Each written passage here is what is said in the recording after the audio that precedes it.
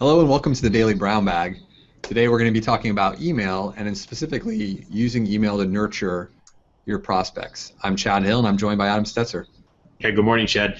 Email is often viewed as an antiquated technology, and I think it's not the sexiest topic in internet marketing. People seem to open the conversation quite often with PPC or SEO or web design. But the reality is 81% of marketers do use email for lead generation, so it's still a very popular tactic, and we believe targeted, relevant email marketing should be a part of every lead nurturing campaign. So, while 81% of marketers are using it for generation, what's very interesting here, and one of the top line stats to open the conversation, is that 73% of leads are not sales ready. So this means they need to be nurtured and move through a sales funnel. And if people have given you permission to contact them via email, you have an awesome opportunity to continue that conversation. But I think there's some pitfalls and some best practices in how you do that.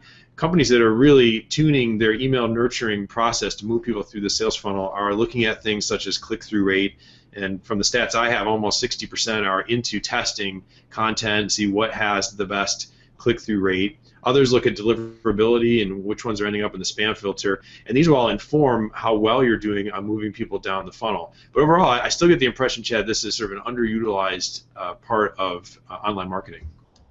Yeah, absolutely, because everyone's always looking for that new thing, the silver bullet, but not realizing that the number of people still, using email as a primary communication channel is still huge. But if the thing too with email is that it's very easy to do email wrong. So if you are not careful about the list and the content that you're sending out, email can really become almost an outbound channel, much like a cold call, and therefore doesn't have very effective results. Where email is very useful in today's marketing strategy is using it to nurture people who have expressed an interest in your product and to engage in a conversation to get them sales ready. So when someone comes to the website, you want to basically start the conversation. They may not be ready to pull out their credit card and buy at that moment, but they are interested in your product. So this is really where you need to start communicating your value. There was a study done by Pardot, a maker of marketing automation, that talked about some of the email communications that had the best response rates. And what they found were things like webinar invitations, white paper download notifications, case studies that were sent out had a much better response rate when compared to some of the more traditional things that we think about in email, things like coupons, discounts on services, free stuff, limited time offers. Those things might be a little too played out. So the key here is if you're going to use email, there's a right way and a wrong way to do it, and the right way is really to create a conversation that gets someone more sales ready before you have them pull out their credit card.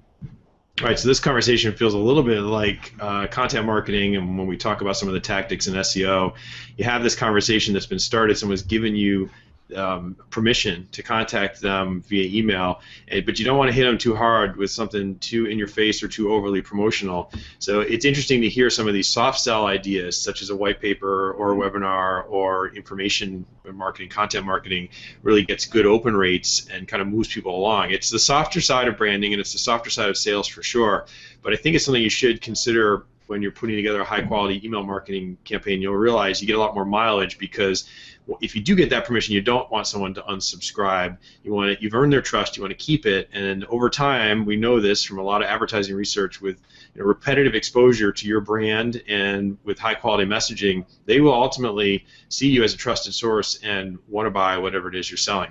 We'd like to hear your experiences with email marketing. Have your opinion shifted from the days when you could blast a huge list with a free coupon offer to the more subtle mechanisms we're talking about today? Please share them in our comments, and please subscribe to our video.